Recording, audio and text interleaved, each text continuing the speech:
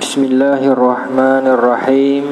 Alhamdulillahilladzi khalaqal mauta wal hayata liyabluwakum ayyukum ahsanu amala wa huwal azizul ghafur.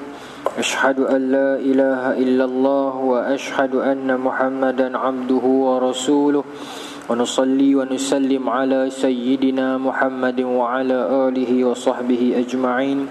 Radina billahi rabba wa bil islami dina wa bi Muhammadin nabiyyan wa rasula.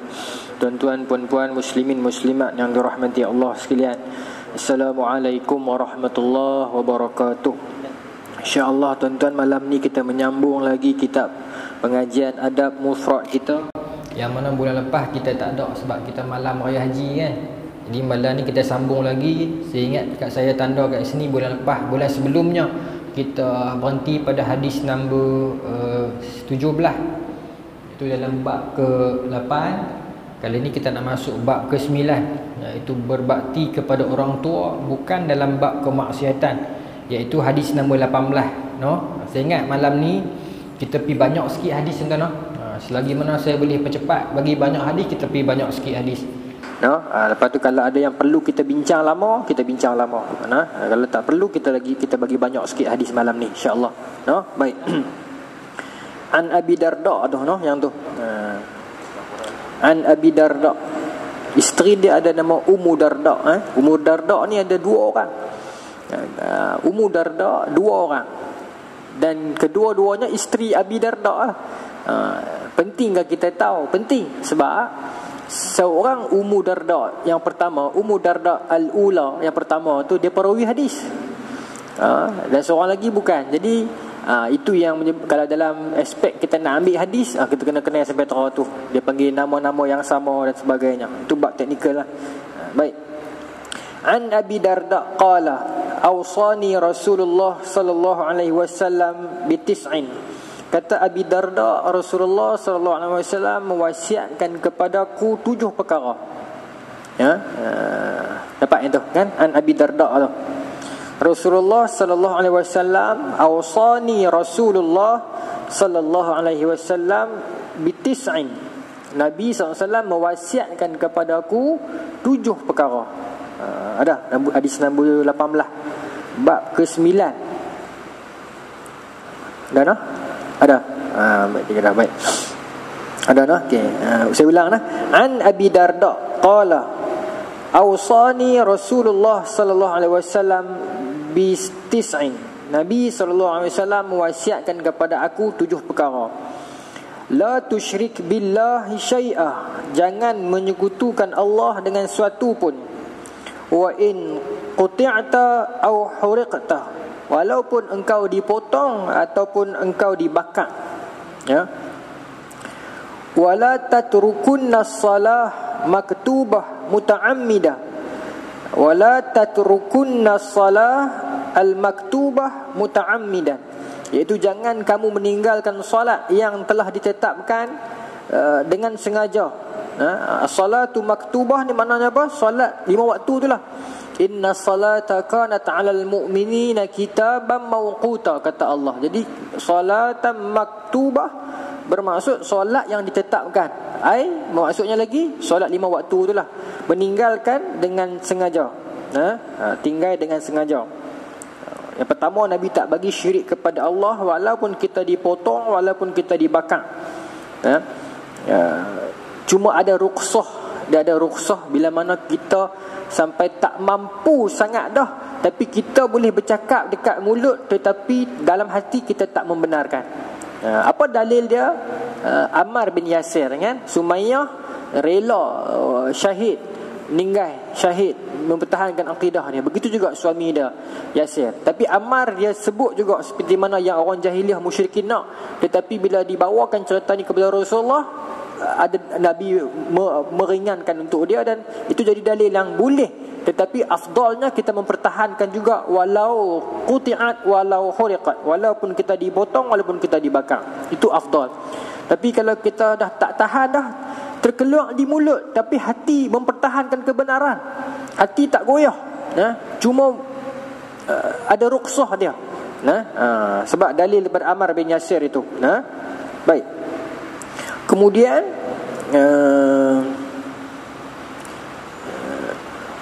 wa man tarakaha muta'ammidan bari'at minhu zimmah. Apa kata Nabi? Barang siapa yang meninggalkannya dengan sengaja, maka jaminan Allah akan terlepas darinya. Zimmatullah, maksud jaminan Allah.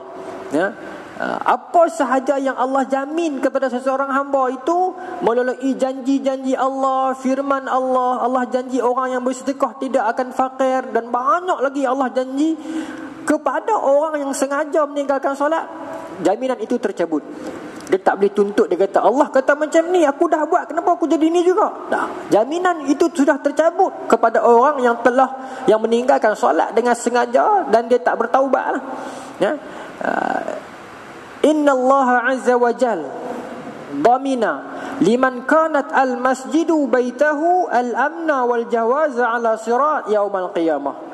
Kata Nabi dalam hadis kata Nabi, Allah Subhanahu wa taala damina, bagi garanti, liman kanat al masjidu baitahu, kepada seseorang yang dia menganggap ataupun dia membuat masjid ni macam rumah dia. Kalau dia balik rumah, dia lempak kasut mata, main masjid dia lempak mata. Lagu tu ke? Tak. Maknanya dia sayang masjid, lagu sayang rumah dia. Rumah nombor 2 dia masjid. Dan kadang-kadang rumah dia tu rumah nombor 2. Rumah nombor 1 dia masjid. Orang nak main cari dia, mana pergi haji ni? Haji dah di masjid. Tak nampak lama, tak nampak dah pergi cari di masjid lah. Saya ada urusan sikit nak jumpa dengan tuan haji ni, nak cari dia di mana? Kalau hampir tengok di masjid, ada motor dia ada tu, dia ada lah. Orang lagu tu ni maknanya dia senantiasa melazimi masjid dan menjadikan masjid tu umpama rumah dia. Kata Nabi, Allah bagi jaminan kepada orang yang begini, yang mana al-amna wal jawaz, yang mana Nabi kata di hari akhirat kalau orang begini Allah bagi garanti dia akan mudah dan laju melintasi titian sirat pada hari kiamat. Al-amna wal jawaza ala sirat yaumal qiyamah. Melintasi titian sirat itu tuan-tuan, ada orang yang makan masa beratus tahun seorang dah. Kita hidup baru 30 tahun, 40 tahun tak lerat hidup dah. Ratus tahun nak lintas saja. Ada yang secepat kilat, ada yang merangkak, ada yang mengesok nak jatuh, tak jatuh juga, nak jatuh, tak jatuh juga. Panjang. Dia satu kehidupan nak lintas titian sirat itu. Dia bukan satu proses, dia satu kehidupan yang baru pula. Nak lintas itu saja. Lama. Tetapi ada orang sekali mata. Dan amna wal jawaza ala sirat, bagi orang yang menjadikan masjid macam rumah dia, kata Nabi, Allah bagi jaminan. Tetapi orang yang meninggalkan solat, kata Nabi dalam hadis yang lain, dengan sengaja, maka garanti itu, garanti apapun yang Allah janji. Apa lagi janji Allah? Ud'uni astajib lakum, doalah ke aku, confirm aku akan kabulkan. Banyak lagi janji-janji Allah kepada kita kan. Tak ada jaminan dah untuk dia. Kalau dia tinggalkan solat tanpa bertaubat lah, tanpa bertaubat dan qada selagi mana larat. Baik. Wala tashrabannal khamar. Janganlah kamu meminum minuman keras. Kerana itu fa innaha miftahu kulli syarr. Kerana minuman keras itu ialah punca kepada segala kebinasaan. Sungguhlah tuan-tuan, ada cerita nak cerita pun tapi panjang sangat pula, tak apa, nanti saya ada masa ujung saya cerita tentang minuman keras ni. Kadang-kadang kita sangka dia kecil, tapi dia punca kepada banyak kebinasaan yang lain. Lepas itu Islam melarang. Dan bukan mudah proses nak pengharaman khamar tu sampai berapa peringkat, sebab Islam datang dengan kaedah begitu. Tak apa, sambunglah. Sempat lagi saya cerita. Wa ati' walidaika, dan taatlah kedua ibu bapa kamu. Taatilah kedua orang tuamu. Wa in amaraka an takhruja min dunyaka fakhruj lahuma. Sekalipun mereka menyuruh kamu menyerahkan seluruh hartamu, maka serahkanlah hartamu kepada keduanya. Tu penting ni. Wa in amaraka an takhruja min dunyaka, kalau dia kalau terjemahan betul-betul secara harfiah dia kata apa? Kalau dah sekalipun mereka minta kamu serahkan dunia kamu kepada mereka, maka serahkan, kata Nabi. Oh, tu kedudukan mak dan ayah yang Islam letakkan. Kan dalam terjemahan yang ni dia letak kata kalau dia minta seluruh harta kamu kan, tapi dunia kamu, apa yang kamu ada, masa, bukan kata harta saja tuan-tuan, dia lebih tepat ni. Kata dekat tuan-tuan dia terjemah macam mana. Tapi in amaraka an takhruja min dunyaka ni, kalau lah depa dua ni ataupun salah seorang ni minta dunia kamu, fakhruj lahum, wa keluar bagi kat depa. No. Dunia maknanya besar lah. Dunia ni maknanya apa? Bukan kata duit ringgit dalam bank, bukan kata tak geran tanah. Komitmen kita, masa kita, privasi kita. Ada ruang untuk kita berehat, tapi ada benda yang mak ayah kita minta tolong Ustaz, masa kita bagi pada dia. Semua bagi, semua. Sebab itu wasiat Nabi kepada Abu Darda ni ada 7 kan. Tapi Imam Bukhari ambil yang ibu bapa ni dia letak jadikan tajuk. Tidak. Sedangkan kalau nak ikut ada syirik, ada tak semayang, yang tu lagi besar. Tapi kenapa Imam Bukhari letak yang ni sebagai tajuk bab? Itu dikatakan fiqhul Bukhari fi abwabihi. Cara kita nak tengok pemikiran Imam Bukhari dalam dia meletakkan tadhibul abwab, cara dia meletakkan bab, kita dapat tengok Imam Bukhari ni dia pandai nak letak yang ni sesuai bawah tajuk apa. Saya bagi contoh. Ada satu hadis Nabi SAW. Hadis ni saya pernah cerita dah di masjid ni dulu. Saya ulang balik lah. Lama dah. Selepas kewafatan Nabi SAW, seorang perempuan mai. Hadis ni dalam banyak riwayat. Dalam Sahih Muslim juga ada, dalam Sahih Bukhari juga ada. Seorang perempuan makcik, dia mai jumpa Siti Aisyah. Dia minta nak jumpa Rasulullah. Hadis ni dia berlaku masa tu Nabi SAW baru lepas wafat. Maka perempuan ni minta nak jumpa Rasulullah. Siti Aisyah kata, minta maaf kak, Rasulullah SAW baru sudah wafat. Dia dengar macam tu, dia teriak, makcik ni teriak sungguh-sungguh ni. Sampai Siti Aisyah nak risau, pasal apa ni kan? Maka tanya pasal apa kak? Dia kata, habislah saya, satu-satunya sumber harapan saya ni tak ada dah. Pasal apa kak? Maka dia cerita tu panjang lah. Dia kata, saya ni dengan suami tak apa nak ngam, tak apa nak kancing, tak apa, ada masalah sikit, tak nak bergaduh, tapi tak apa nak elok. Dia saya geram kat lelaki saya. Dia selalu keluar pergi meniaga, lama-lama balik main tinggal saya geram. Duk simpan dalam hati. Lama-lama satu malam tu mai seorang perempuan tua. Makcik ni cerita, mai seorang perempuan tua mai ke rumah saya, tanya, hang nak dak apa yang hang nak dalam hidup hang ni dapat sekelip mata? Hang nak dak laki yang tu tunduk ke hang? Dia geram lama dah. Perempuan ni bukan perempuan jahat, perempuan baik, perempuan beriman, tapi geram punya pasal dia fikir maulah sekali kot. Maka orang tua ni kata kepada dia, kalau hang mau malam ni hang main di sekian-sekian tempat di satu kawasan hutan. Malam tu dia pergi juga. Dia sampai, tuan-tuan, ada makcik tua tu, dan di kiri dan kanan makcik tu ada anjing hitam tinggi. Dia cerita ni. Kemudian makcik tu kata kepada dia, orang tua tu kata kepada dia, hang nak ada ilmu ni? Dia fikir, nak tak mau, main-main dah. Tapi nampak memang pelik, ada anjing hitam tinggi besar. Dan dia kata hampir kat satu pokok tu, kat pokok tu ada api, unggun api duk menyala. Lepas tu dekat pokok tu pula ada orang duk bergayut, kaki duk atas pelipat, kepala turun bawah. Merapu tak tuan-tuan? Merapu lah. Nama kata merapu ni sihir lah yang tu ya sebenarnya. Tuan-tuan pergi berubat mana-mana, dia minta merapu. Dia minta tai anjing mati kena bunuh malam Jumaat, contoh kan. Sihir lah tu. Ni merapu ni. Dia nampak pun merapu.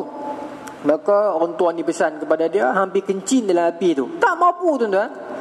Merapu. Dia pun pergi. Perempuan baik. Gamuk tak keluar tuan-tuan. Dia tak keluar. Jangan kata orang kita pun duduk biasa berak di rumah. Sekali-sekala pergi rumah adik-beradik, berak keluar tak keluar. Tak keluar.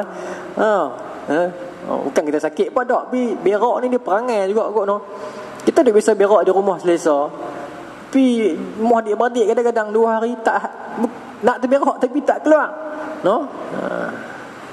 Saya tu balik rumah Pak Mentor tak keluar. Tak balik lepas tu. Nak berak lari balik rumah balik. Tak apa, tak jauh sikit legok kepala batas ya. Kan? Kadang dia jadi tak keluar sepak tau, je malu. Tak tahu.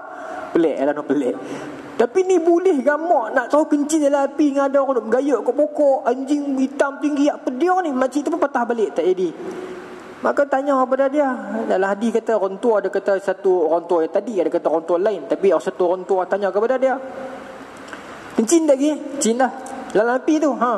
Nampak apa? Tak nampak apa pun. Hang bohong dia kata, habis kencing lain.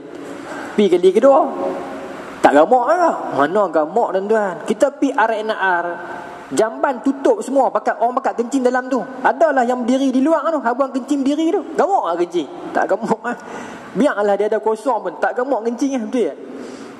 Kita sinting kencing. Assalamualaikum haji. Oh, kenal kita orang masjid, malu kan. Tahan tak apa lagi, tunggu jamban tu buka kan. Tak gamak. Ni nak kencing dalam api, perempuan pula patah balik tak kencing. Ya. Kita hang bohong. Pi kali ketiga kencing sengguh. Kencing tu dia nampak lagu bayangan orang duduk atas kuda. Bayang dia nampak orang lagu menunggang kuda keluar daripada badan dia ni sebaik dia kencing tu. Maka dia patah balik. Orang tua tu tanya dia, kencing tak? Kencing. Tak nampak apa? Dia cerita. Dia kata, itulah iman hang keluar daripada tubuh badan hang. Kemudian lah ni ilmu yang hang nak tu hang dah dapat. Dia boleh kan ni? Maka kita hang minta nak apa? Hang minta nak biji gandum, minta ada di tapak tangan. Hang minta agar jadi tepung gandum, sebut jadi tepung gandum dekat atas tangan dia. Jadi roti atas tangan dia. Maka hang nak apa hang dapat. Oh, seronok macam ni. Maka dia balik rumah, orang beriman. Orang biasa beriman ni, dia susah hati, betul ke apa aku buat tadi? Yang dia boleh setuju tadi dia pasal dia tengah duk marah. Bila dia marah ni dia cakap ya. Sebab tu perempuan kuasa cerai talak ni tidak duduk di tangan dia. Dia ada kuasa sebenarnya, perempuan bukan tak ada kuasa. Tapi kena ada ruang dia. Tapi mulut ni kuasa talak ni tak duduk di tangan dia. Pasal kalau dia marah dia akan cakap apa saja. Pasal tu tadi makcik tadi pun dia bukannya dia tak bagus, dia bagus. Cuma bila dia marah sangat tu dia jadi main setuju ya, main buat dia. Maka bila dia balik rumah dia tak senang duduk, dia tanya tak betul. Tapi aku ni apa dia tadi tu iblis ke aku mana kau terang-terang benda tu salah awak lah aku pergi ikut. Dia mula lah kali dia kemas kain baju dia pun jauh. Pergi di pekan Madinah cari Rasulullah agar boleh minta ampun. Siapa lagi kita nak harap? Sampai Rasulullah dah meninggal. Awak tak teriak kawan. Pasal syirik ni. Kan syirik dah lah ni. Ni bukan cerita syirik kecil, syirik besar dah ni. Sampai dia kata keluar iman daripada tubuh badan hang dah. Maka cerita kat Aisyah. Maka macam mana ya Ummul Mukminin? Macam mana nasib makcik ni? Lagu mana ni? Allah ampun dah. Dan tuan tahu Siti Aisyah kata apa? Saya pun tak berani kata kau. Siti Aisyah kata saya pun tak berani kata. Cerita ni besar sungguh ni. Sampai kencing dalam api, iman keluar, iblis pula ada kerikan ada gayut di pokok pula. Tak berani kata. Tu isteri Nabi. Maka dia teriak ni. Nak tahu siapa lagi? Tanya orang kata selepas Rasulullah siapa lagi yang duk rujuk? Abu Bakar dengan Umar lah. Pergi jumpa ada orang ni sahabat Nabi. Kan Nabi kata hazani sayyidan kuhul ahlil jannah. Dua orang ni tok penghulu di dalam syurga nanti. Nabi kata orang besar lah. Nabi Sayyidina Umar dengan Sayyidina Abu Bakar orang besar. Sampai kan Sayyidina Abu Bakar ni, sampai Dr. Yusuf Al-Qaradawi almarhum buat perbandingan Sayyidina Abu Bakar ni, kalaulah Nabi Khidir itu adalah Nabi, maka Nabi Khidir tak lebih hebat daripada Rasulullah. Dan kalaulah Nabi Khidir itu adalah wali, Nabi Khidir itu tidak lebih hebat daripada Sayyidina Abu Bakar. Mana Sayyidina Abu Bakar ni tinggi kedudukan dia sebenarnya, terlalu tinggi. Tinggilah, cuma dia bukan Nabi. Tinggi sungguh kedudukan Sayyidina Abu Bakar. Sebab tu Nabi kata Sayyidina Abu Bakar dengan Sayyidina Umar, dua ni tok penghulu di dalam syurga. Minal awwalin wal akhirin. Kepada semua umat daripada mula Nabi Adam sampai akhir, dalam kalangan orang yang bukan Nabi dan Rasul, orang awam kita ni, tok penghulu kita dalam syurga, dua orang tu. Kecuali Nabi dan Rasul, mereka lain. Untuk orang awam ni, Sayyidina Abu Bakar dan Sayyidina Umar, kuhulil ahli jannah. Besar. Jadi bila makcik ni cerita kat dua orang ni, tuan-tuan, mereka dua pun tak berani kata, tak berani nak bagi fatwa apa. Takut nak bagi fatwa ke orang ni. Allah, takut kalau orang tanya kita soalan kan, kalau kita tak apa pasti cakap tak tahu lah. Tak tahu senang. Takut kita bagi salah, rosak umat. Nabi kata, Nabi akhir zaman, orang ittaqazanna suru'usan juhala fasu'ilu fa'aftau bi ghairi ilm fadallu wa adal. Di hari akhirat, di hari akhir zaman nanti ulama ramai meninggal. Lepas tu keluarlah kepala-kepala yang bodoh, yang tak tahu apa. Jadi orang tanya soalan, fasu'ilu, bila dia ditanya fa'aftau, dia terus bagi fatwa bighairi ilm, tanpa ilmu. Dia mencakapnya fadallu wa adal, dia sesat dan dia akan menyesatkan orang lain. Ini sekarang ni banyak dah ni tuan-tuan, dia keluar ajaran sesat ni. Sekarang ni keluar pula Muhammad itu adalah Allah. Tuan-tuan tengok ada di berita, macam-macam ni. Tak kena apa pun lagi ni. Lama duk dengar geram, lama dah ni. Jadi lagu tu dah lah ni. Dia pun nak jadi lagu Kristian, nak letak Nabi tu setara dengan Tuhan. Baik. Okey, saya nak Imam Bukhari tadi tu. Jadi kenapa saya kata Imam Bukhari ni kehebatan cara otak dia fikir? Hadis tu, lepas makcik tadi tu teriak, makcik tu pun berlalu dalam keadaan tergantung, dia tak tahu. Maka Sayyidina Umar dengan Sayyidina Abu Bakar sembang, dia orang kata, nak kata apa pun tak berani kat kau tu. Kita nak kata apa pun tak berani. Pasal dia syirik dah tu. Cuma kalaulah kau tadi tu mak dia ada lagi, dia boleh minta tolong doa sat kot. Bila kata lagu tu dalam hadis tu, maka Imam Bukhari ambil hadis tu, duduk letak dalam bab mustajabnya doa mak ayah. Walaupun dia ada ujung tu sikit lah.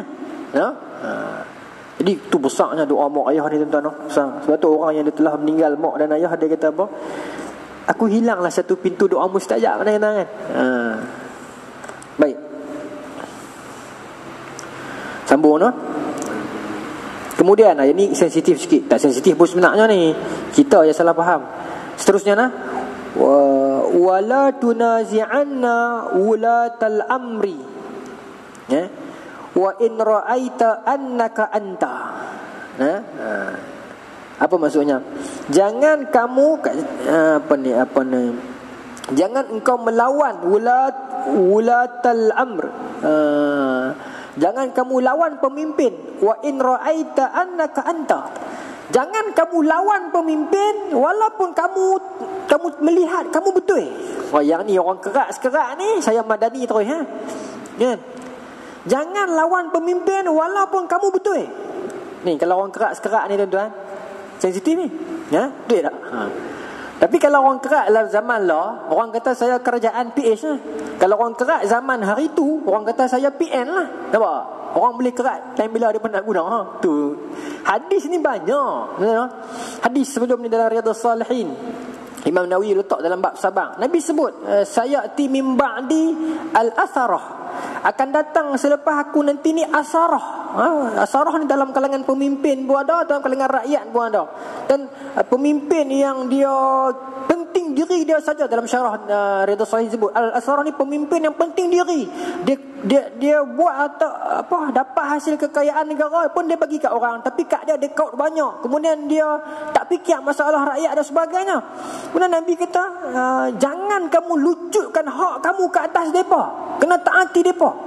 Kacau. Jangan kamu lucutkan hak kamu ke atas depa. Kalau kita ambil literal hadis tu, kita akan fikir zalim macam mana pun menteri tu kita kena patuh. Zalim macam mana pun raja tu kita kena patuh. Bahkan ada hadis kan, dalam Sahih Muslim ada, yang mana hadis tu panjang. Nabi sebut kat Huzaifah Al-Yamani, Nabi kata kena taat kepada pemimpin walaupun dia duriba zuhrika, walaupun dia kapak belakang hampa, walaupun dia pukul belakang hang, walaupun dia rampas harta hang, kena taat. Hadis tu ada, Sahih Muslim. Ambil sekerat tuan-tuan, pemerintah tak bertukar dah. Boleh tak? Hadis tu ulama bincang, walaupun dia duduk dalam Sahih Muslim, tetapi kategori dia mutaba'ah, dia sebagai penyokong riwayat saja, dia mursal, dia bukan sahih. Kemudian ulama kaji lagi, tambahan yang bawah tu itu tambahan yang dhaif, yang tak ada pada versi yang asal. Bincang panjang lah. Tapi tuan-tuan, ala kulli hal, seluruh hadis ni dia bagi tahu bukan taat kepada pemimpin atas individu. Yang kata tunaikan hak kamu ke atas depa. Sama macam hadis ni. Wa in ra'aita annaka anta ni. Ini lagi. Nak beritahu tunaikan hak kamu ni bermaksud apa? Tunaikan hak sebagai rakyat. Maknanya walaupun pemimpin itu zalim, tetapi kita kena bayar bil juga. Walaupun pemimpin itu zalim, cukai pintu kena bayar juga.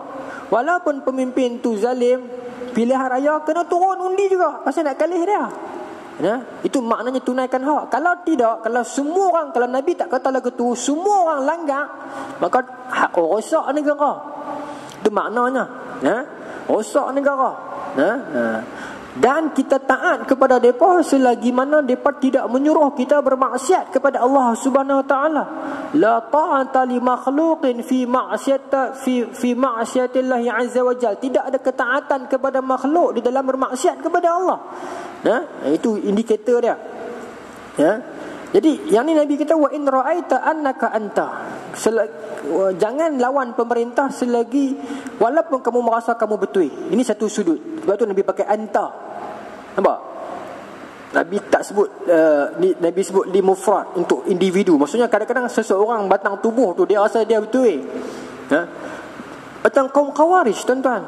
Kaum Khawarij lawan kerajaan. Kerajaan siapa dia lawan? Lawan kerajaan Sayyidina Ali. Lawan kerajaan Muawiyah. Sebab Khawarij rasa dia paling Islam. Dia rasa Sayyidina Ali tak cukup Islam. Sebab tu antara slogan Khawarij adalah apa? Inil hukma illa lillah. Tidak ada hukum melainkan hukum Allah. Dan dia akan quote ayat Quran. Dia kata apa? Siapa yang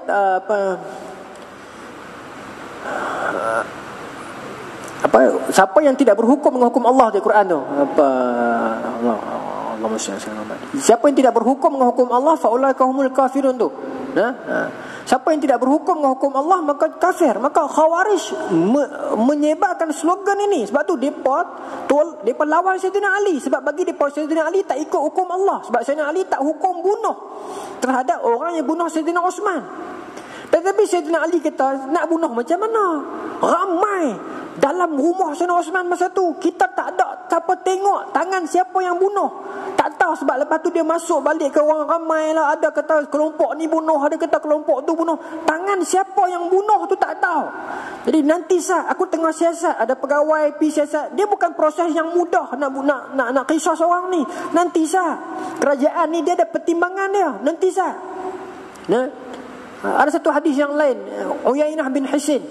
Dia ada anak saudara seorang yang kerja dengan Sayyidina Umar, zaman Sayyidina Umar. Dia minta kepada anak saudara dia nak pergi jumpa Sayyidina Umar. Sayyidina Umar bagi.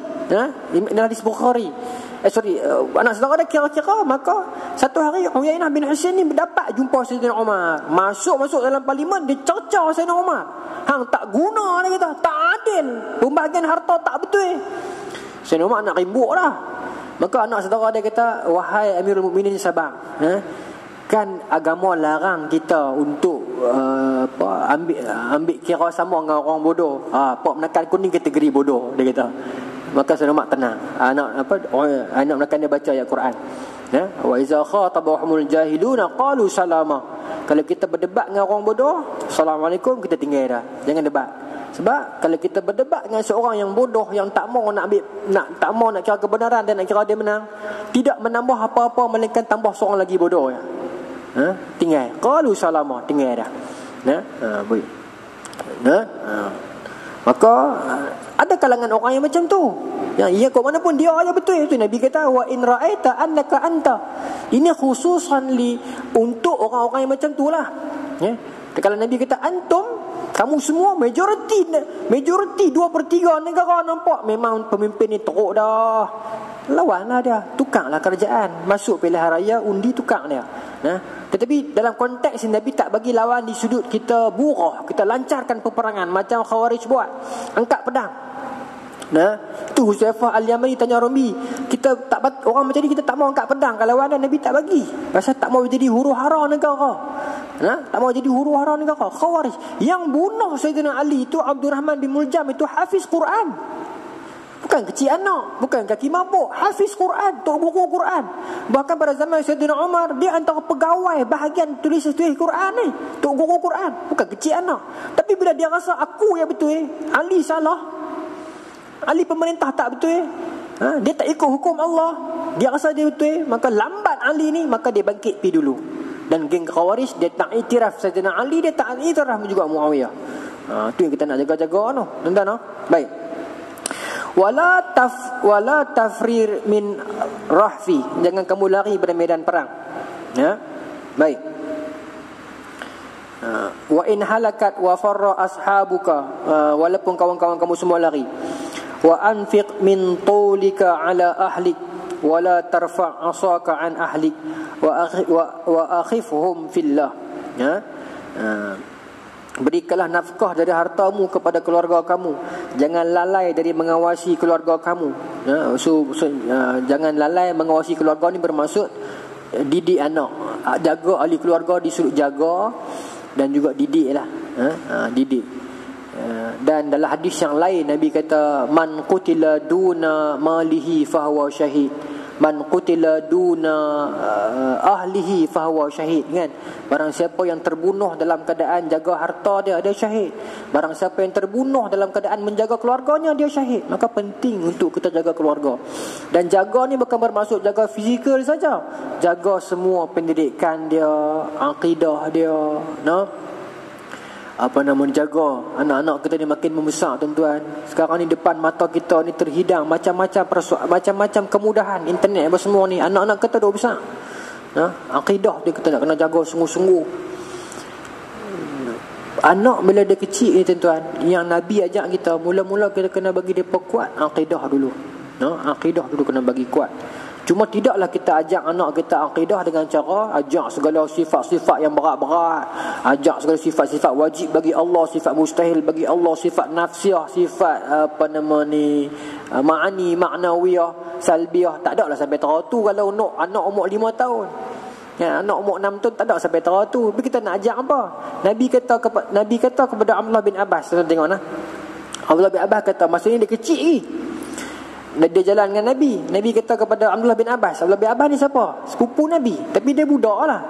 Dia budak. Nabi kata, ya ghulam, wahai anak kecil. Kecil lagi macam ni. Ihfazillah yahfazka. Hang jaga Allah, Allah jaga hang. Itu akidah tu, kan? Hang jaga Allah, hang akan dapati Allah akan lindungi hang.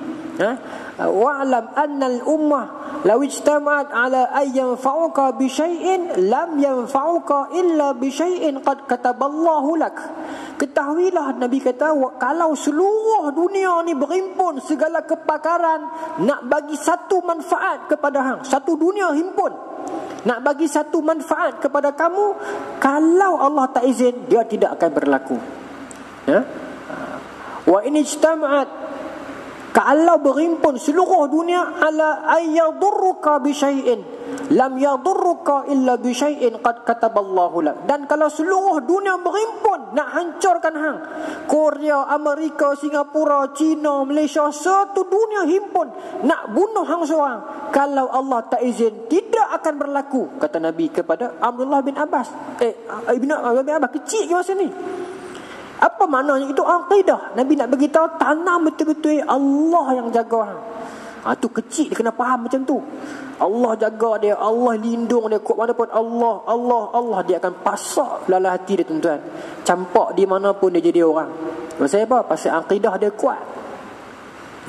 Kita sekarang ni akidah tak kuat lagi, kita pergi lempak. Kadang-kadang anak minta maaf, kadang-kadang anak umur 2 tahun kita pergi paksa dia pakai tudung, ajak pakai tak apa, pergi paksa pakai. Dia panah rimah, kita bubuh tudung, kita tarik nak main, kita pergi bubuh balik. Anak baru 2 tahun punya nak jaga syariat tu, padahal tak wajib lagi. Tapi kita lupa nak bagi dia kenal Tuhan. Nanti dia main umur 20-21, dia belajar jauh pada kita, tak ada siapa nak tarik tudung dia, maka dia tarik sendiri, buang. Dia lupa. Pasal apa? Pasal dia lebih kenal agama daripada Tuhannya. Pasal tu masa kecil bagi kenal Tuhan, betul-betul dulu kuat-kuat. Akidah tu yang Nabi beritahu kat Abdullah bin Abbas tu. Yakinlah hang jaga Allah, Allah jaga hang.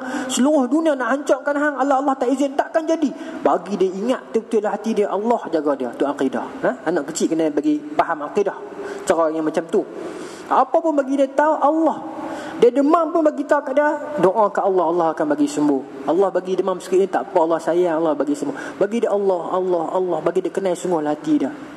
Sampai di mana pun dia akan tanya kita, yang ni Allah suka tak? Yang ni Allah marah tak? Dia akan tanya kita, dia akan lekat di hati dia. Baik. Saya sambung untuk hadis seterusnya. Baik. Ada masalah lagi kan? Hadis nombor 19.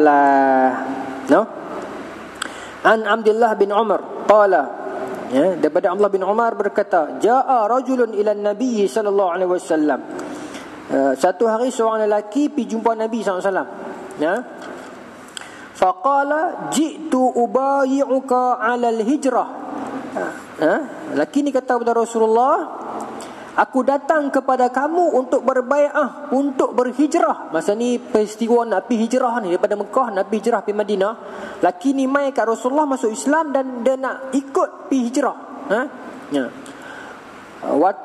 Wataraktu abawayya yabkiyan. Dan aku telah tinggalkan kedua orang tua aku dalam keadaan menangis. Kemudian Nabi kata kepada dia, irji' ilaihima fa'adhiku huma kama abkaitahuma.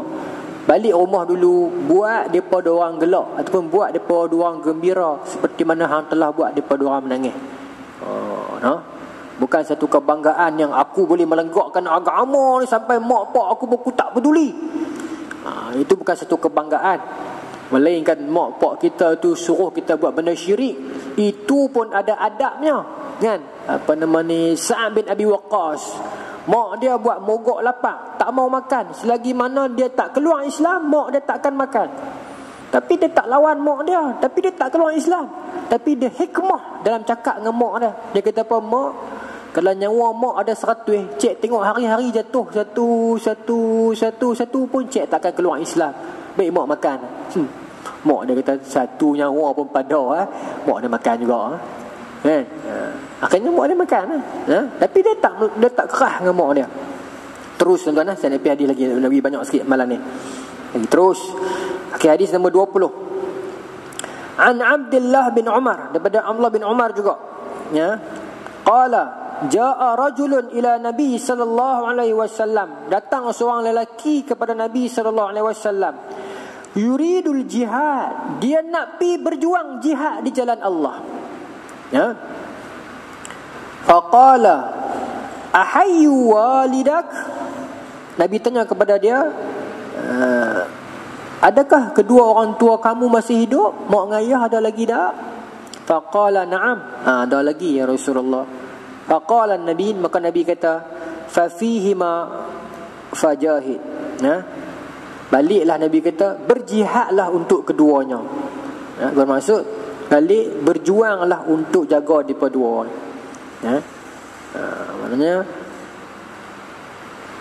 Maknanya apa? Hadis ni nak beritahu kepada kita, adakah dengan kita ada mak ayah, kemudian datang seruan jihad, kita tak payah pergi jihad selagi mana kita ada mak ayah? Tak.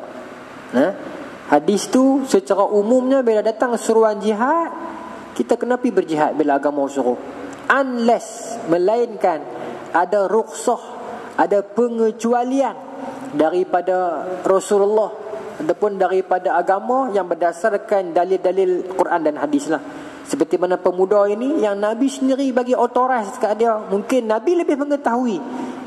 Mungkin dia ada mak ayah tak ada anak lain dah, dan mak ayah pun tengah susah, memang memerlukan dia. Maka Nabi kata balik berjihad untuk mereka dua. Bermaksud mujahadah, berjuang jaga mereka dua orang. Dan kalau ikut tafsir dalam syarah hadis sebut, tengok perang juga. Ada perang yang semua kena turun untuk syiar, turun. Ada perang yang kecil-kecil, perang yang di sempadan, perang yang jaga perbatasan kecil-kecil. Yang tu tak wajib semua, maka Nabi akan buat macam tu. Kita tak boleh jadikan satu hadis ni tanpa tengok syarah kemudian kita kata, oh aku dah mak ayah, aku tak boleh pergi lah. Tak. Ada ada perang juga. Macam perang-perang besar, macam Badar, Uhud, Ahzab, semua tu pakat turun semua.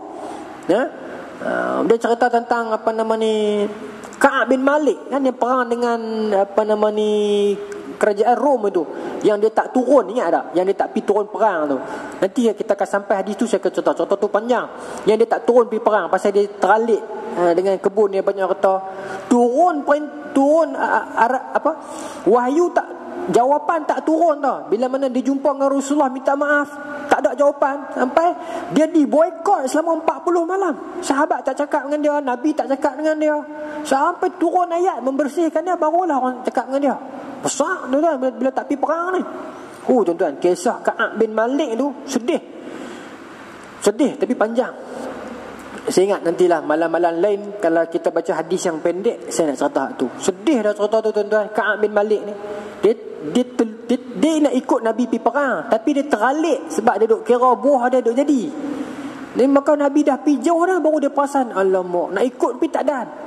Jadi dia duduk tunggu di Madinah tu dengan 3, 4, 5 orang yang munafik, yang memang tak mau pergi. Susah hati dia. Dalam tak mau cerita tu tuan-tuan, cerita juga. Susah hati dia. Orang nak tunggu Nabi balik. Lepas berapa lama dan dalam medan perang pula, bila sampai kat sana tak jadi perang pun, orang Rom tak berani mai. Kan?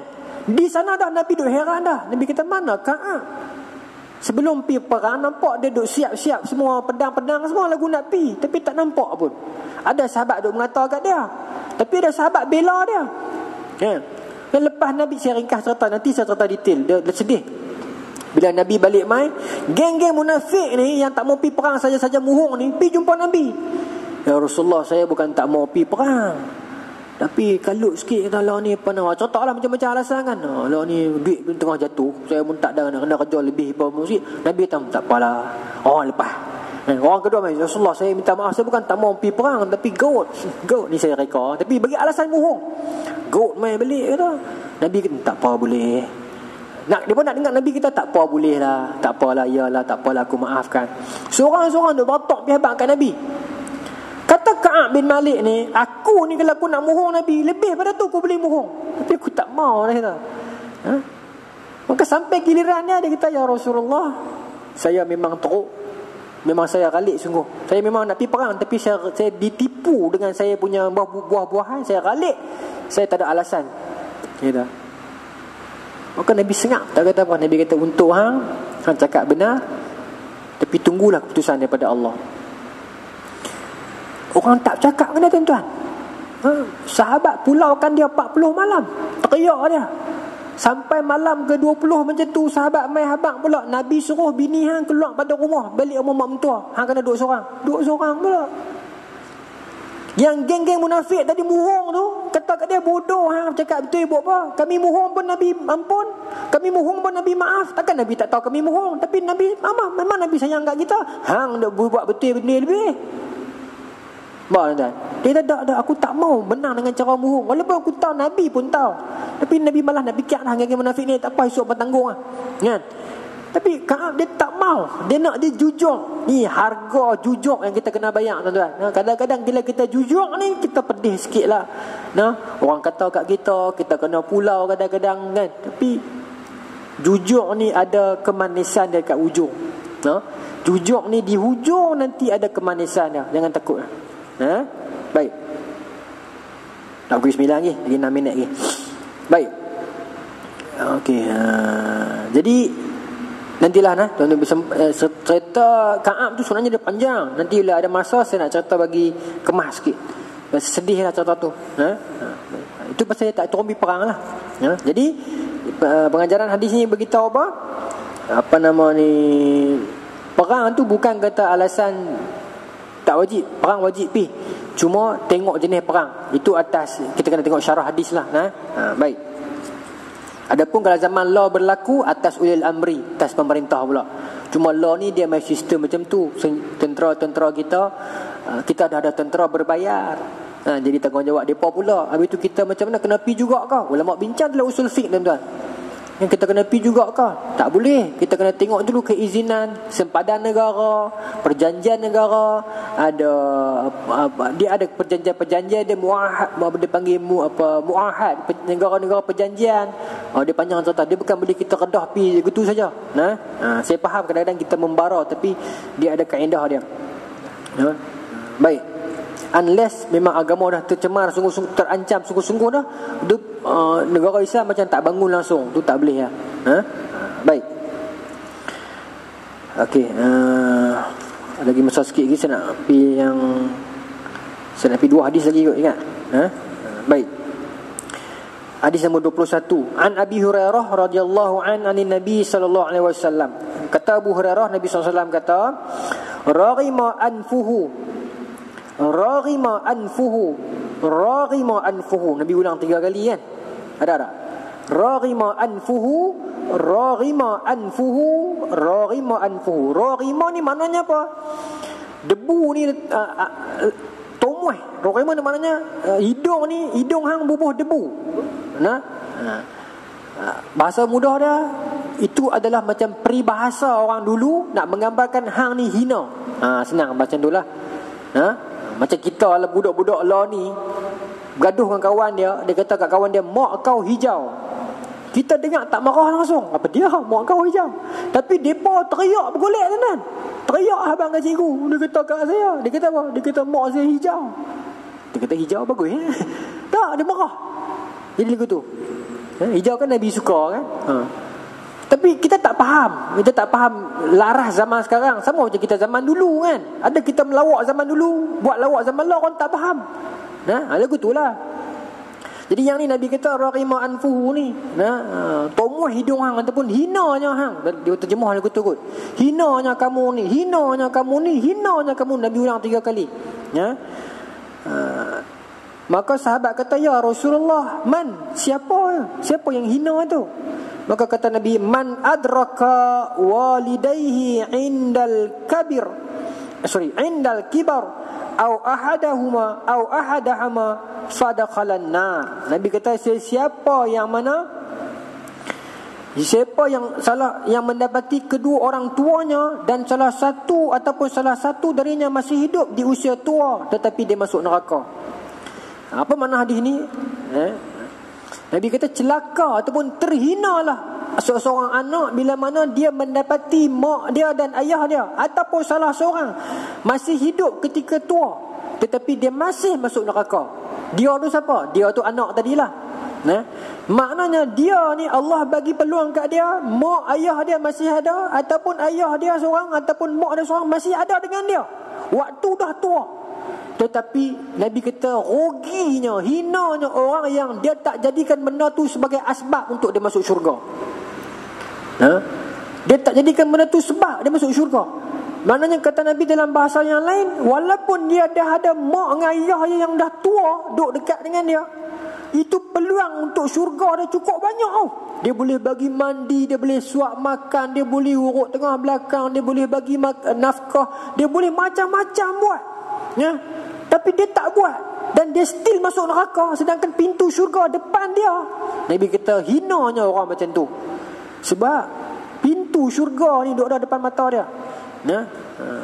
Mak ayah yang dah tua, maknanya bukannya mak ayah kita masih muda kita tak payah buat baik. Cuma bila masih muda ni dia tidak memerlukan kita lagu mana yang tua perlukan kita. Bukan bermaksud yang muda ni tak perlu lagu mana, bermaksud kadang-kadang riang dia kuat lagi, kadang-kadang kudrat dia kuat lagi, tak sama macam yang tua. Yang muda ni ingatan dia kuat lagi, yang tua ingatan dia dah lupa. Jadi banyak kita kena tolong dia, banyak kita kena sabar dengan dia. Jadi semua tu tidak free, semua itu syurga. Tapi Nabi kata orang yang macam tu ada depan mata dia, dia tak masuk syurga juga. Hinanya orang macam tu, Nabi kata. Jangan kita jadi golongan macam tu. Ada tak orang macam tu? Umur 70 lebih, mak ada lagi? Ada. Baru mati baru ni apa? Yang Queen England tu kan? Kan dia 90 lebih, anak dia 70 lebih ada lagi. Sebut birthday lagi kan? Ada. Di Pakistan ramai lagi yang umur 100 lebih. Di China dia dengan yang di belah-belah kawasan dalam yang jenis makan makanan organik tu kan, yang jenis mati lambat ni. Ramai lagi. Dia dah tua, mak ada, ayah dia pun ada lagi. Selalu kadang-kadang kita ni bila saya tadi cakap macam ni, saya muda lagi. Saya bagi contoh orang lain lah Kadang-kadang kita dah tua, kita pun dah jadi tok wan dah. Kita sendiri pun dah 70 dah, mak pak kita 80. Masa tu kita dah kurang hormat dah. Sebab apa? Kita rasa aku pun dah jadi tok wan dah. Sedangkan kita tua macam mana pun di mata mak ayah kita masih lagi muda. Kita masih lagi budak yang diasuh dulu, betul tak? Saya tak tak layak dah nak cakap macam ni pasal saya lagi muda pada tuan-tuan. Tapi dah lalu bab ni sebut bila noh. Saya tak sesuai lah nak cakap. Saya lagi muda. Sikit gitu. Terlebih dah. Okey. Cukup lah noh.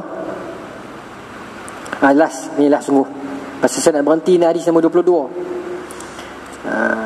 Sependek ya. An Sahlim bin Mu'az, daripada Sahal bin Mu'az, an abihi, daripada ayahnya, daripada Mu'az lah.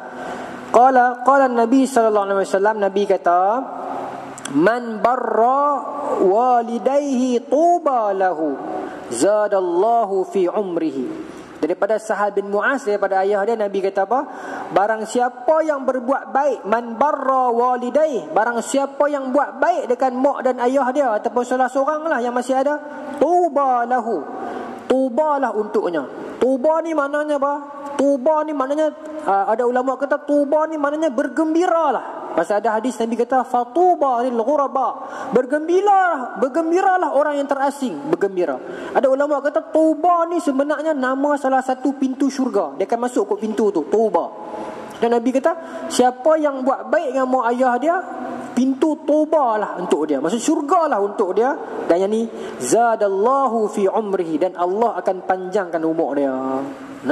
Siapa yang buat baik dengan mak ayah ni, dia akan masuk syurga dekat ikut pintu tauba, dan Allah akan panjangkan umur dia. Ada orang tanya, ada yang saya tengok dia buat baik dengan mak ayah dah tapi mati awal juga. Ulama kata panjang umur ni ada dua maksud. Sebab ada yang kata tak setuju dengan panjang umur dalam erti kata angka, sebab umur ni telah ditetapkan Allah, qada yang mubram. Jadi ada yang kata panjang umur ni bermaksud panjang keberkatan umur. Walaupun dia meninggal muda tetapi jasa dia banyak. Imam Nawawi umur 40 meninggal dah, 40 lebih, tetapi sampai sekarang kita baca kitab dia. Imam Syafi'i umur berapa meninggal? Umur 54, tetapi kita masih baca karya dia sampai hari ni.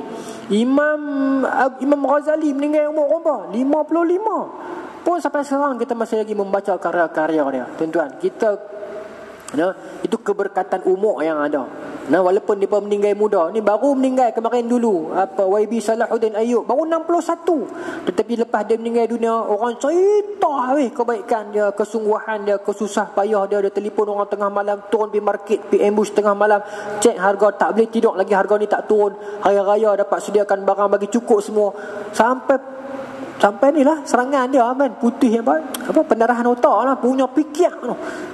Bila dia meninggal dunia barulah terbongkar semua cerita tu, kesusahan dia untuk rakyat, pengorbanan dia untuk rakyat. Baru 61. Dia pun interview bini dia ada sakit apa, bini kata tak ada sakit apa, tekanan darah pun elok, gula pun elok, tapi shoot darah pecah otak kan, putih pendarahan otak, terlalu fikir banyak sangat kot. Tapi tak apalah, dia meninggal dunia dalam tugas. Allah ambil dia pun mudah, masuk hospital sehari lebih, Allah panggil balik, alhamdulillah. Semua seluruh negara mendoakan dia. Umur yang pendek tetapi keberkatan umur tu ada sampai bila-bila orang kenang depa. Seperti para imam kita tu. Wallahu taala alam, tuan-tuan. Bulan depan kita sambung lagi insya-Allah. Bulan depan kita pilih beberapa buah hadis. Bismillahirrahmanirrahim. Allahumma razaqna fahman nabiyyin wa ifdal mursalin wal malaikatil muqarrabin wahdina fi hidayatil arifin bi rahmatika ya arhamar rahimin. Walhamdulillahirabbil alamin. Assalamualaikum warahmatullahi wabarakatuh.